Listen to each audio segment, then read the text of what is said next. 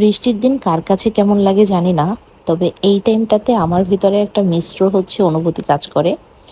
কিছু কিছু টাইমে আমার বৃষ্টি অনেক ভালো লাগে, কিছু কিছু টাইমে খুবই বিরক্ত হয়ে যায় আমি বৃষ্টির উপরে। বিশেষ করে যে বৃষ্টিগুলো হয় এরকম যে আপনার সকাল থেকে রাত পর্যন্ত টানা চলতেছে, তো চলতেছে, কোনো থামাথামির নাম নেই।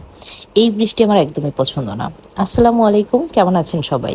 বৃষ্টির দিনে মানুষ রান্না করে খিচুড়ি, আর আমি রান্না করি মুরগির সাথে পাতলা ডাল।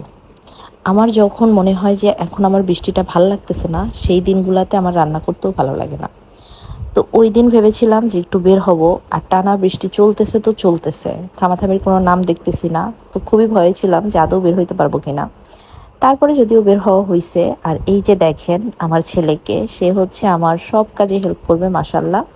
কোনো কাজ তাকে রেখে আমি করতে পারি না, সব কাজেই তাকে হাত লাগাতে হবে। যদিও এটা খুবই ভালো, তবে এটা করতে না অনেক সময় লেগে যায়, মানে আমার কাজগুলো শেষ করতে অনেক সময় লেগে যায় এই কারণে। তো যাই হোক, তারপরে সন্ধ্যার দিকে বৃষ্টিটা কমলো। তো আমরা ভাবলাম যে আমরা বের হব। তো বের হওয়ার আগে আমি এখানে একটা এই যে রেডি মিক্স ফিরনি মিক্স নিয়ে আসছিলাম, তো এটা দিয়ে ফিরনি রান্না করে রেখে তারপরে আমি চলে যাব। তো এই তো ফিরনি রান্না করলাম, এটা দিয়ে আসলে আমি প্রথমবারই ফিরনি রান্না করছি, বাট খুবই মজা হয়েছে, একদম পারফেক্ট হয়েছে জিনিসটা। তো এখানে আমি ফিরনিটা রান্না করে রেখে, আমি তো মিষ্টি জাতীয় জিনিস খাই না বললেই চলে। তো না খেয়েই আমি চলে গেলাম, যেহেতু বাইরে খাওয়া দাওয়া করবো। সো একটু রেডি টেডি হয়ে তারপরে বেরিয়ে গেলাম।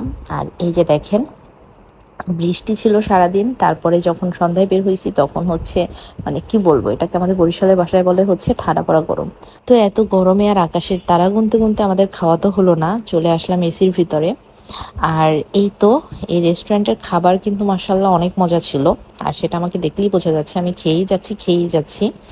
তো এই তো আর কি, এভাবেই আসলে আমাদের একটা কি বলবো বৃষ্টিময় এবং গরমময় দিন কেটে গেল। সারাদিন বৃষ্টি পড়ার পরেও যে কীভাবে এত গরম পড়তে পারে আমার মাথায় আসে না। তো এই তো, আজকের মতো তাহলে বিদায় নিয়ে নিচ্ছি। সবাই ভালো থাকবেন, আমার জন্য দোয়া করবেন। আল্লাহ হাফেজ।